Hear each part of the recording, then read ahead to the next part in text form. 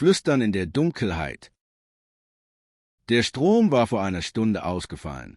Zuerst dachte Emilia, es sei nur ein weiterer Sturm, der das Licht ausschaltete, nichts Ungewöhnliches. Doch dann hörte sie es. Ein Flüstern, leise, fast nicht von dem Wind zu unterscheiden, und doch eindeutig menschlich. Es kam vom Ende des Flurs, wo die Dunkelheit dichter, schwerer wirkte. Sie hielt den Atem an. Ihre Finger krallten sich um ihr Handy, doch der Bildschirm war tot, kein Empfang, kein Akku. Eine Diele knarrte, langsam und bedächtig. Jemand oder etwas war da. Dann, gerade als sie einen Schritt zurücktrat, verwandelte sich das Flüstern in eine Stimme. Tief, hau und unheimlich nah. Ich weiß, dass du wach bist. Emilias Magen zog sich zusammen. Die Stimme kam nicht aus dem Flur, sie kam aus ihrem Zimmer. Sie wirbelte herum, ihre Augen suchten jede Ecke ab, aber da war nichts. Nur Schatten, die sich im schwachen Schein des Sturms draußen unnatürlich ausdehnten. Das Haus war schon immer still gewesen, unheimlich still, seit sie eingezogen war. Der Vermieter hatte sie vor der seltsamen Geschichte gewarnt, aber das hatte sie nicht interessiert. Es war billig, abgelegen, perfekt. Oder so hatte sie gedacht. Vor Wochen hatte sie bereits merkwürdige Dinge bemerkt, wie die Temperatur in bestimmten Räumen plötzlich fiel, das Gefühl, beobachtet zu werden, das Flüstern am Rande ihres Gehörs. Einmal hatte sie alte Zeitungsartikel in einer Küchenschublade gefunden. Eine vermisste Frau, eine Familie, die spurlos verschwunden war. Der frühere Besitzer des Hauses, tot am Fuß der Treppe gefunden, sein Gesicht verzerrt vor Angst. Sie hatte es ignoriert. Menschen lieben Geistergeschichten, hatte sie sich gesagt. Es musste nichts bedeuten. Doch jetzt, erstarrt in ihrem Zimmer, war sie sich nicht mehr so sicher. Ein weiteres Flüstern, diesmal direkt neben ihrem Ohr. Du solltest nicht hier sein. Emilia schrie und stürzte zur Tür, riss sie so heftig auf, dass sie gegen die Wand knallte.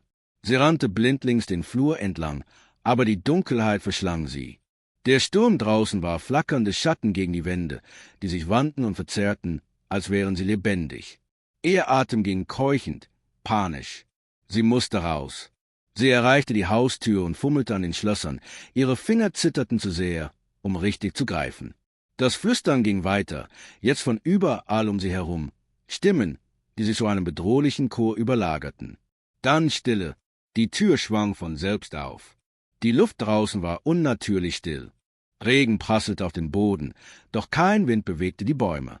Sie zögerte, unsicher, ob sie hinaustreten oder in der unheilvollen Umarmung des Hauses bleiben sollte. Und dann sah sie, Gestalten im Regen. Dutzende. Sie standen regungslos am Rand ihres Gartens. Ihre Gesichter waren von dem prasselnden Regen verborgen, aber sie konnte ihre Blicke spüren. Dann flüsterten sie, wie aus einem Mund. Du gehörst jetzt zu uns. Emilias Schrei ging im Donner unter. Sie stolperte zurück ins Haus, schlug die Tür zu und presste sich mit dem Rücken dagegen. Ihr Herz hämmerte wie eine Trommel in ihrer Brust. Draußen war sie nicht sicher, aber drinnen auch nicht.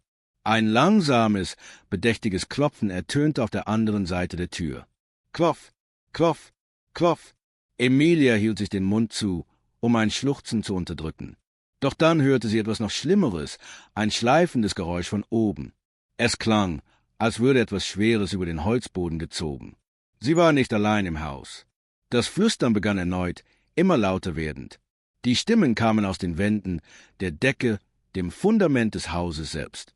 Sie warnten nicht mehr, sie riefen ihren Namen. Emilia. Ihre Knie gaben nach, und sie sank zu Boden. Sie musste sich bewegen, musste raus. Doch als sie ihren Blick zur Treppe hob, stockte ihr der Atem. Eine Gestalt stand oben. Groß, unnatürlich dünn, die Gliedmaßen lang und in seltsamen Winkeln gebogen. Ihr Gesicht lag im Dunkeln verborgen, doch ihre Augen, zwei hohle, leuchtende Gruben, bohrten sich in sie. Sie bewegte sich nicht, sprach nicht. Sie beobachtete nur. Dann hob sie mit quälender Langsamkeit eine Hand und zeigte auf sie. Emilias Körper wurde von einer Welle eisiger Angst erfasst. Das Flüstern schwoll zu einem ohrenbetäubenden Chor an, überlappende Stimmen, die vor Schmerz und Zorn schrien. Die Lichter flackerten für einen kurzen Moment, gerade lange genug, dass sie sehen konnte, was hinter ihr war. Ein paar bleiche, verweste Hände griff nach ihren Schultern. Sie riss den Mund auf, um zu schreien, doch das Licht erlosch erneut. Das Letzte, was sie hörte, bevor die Dunkelheit sie vollkommen verschlang, war die Stimme, jetzt direkt an ihrem Ohr. »Willkommen zu Hause«,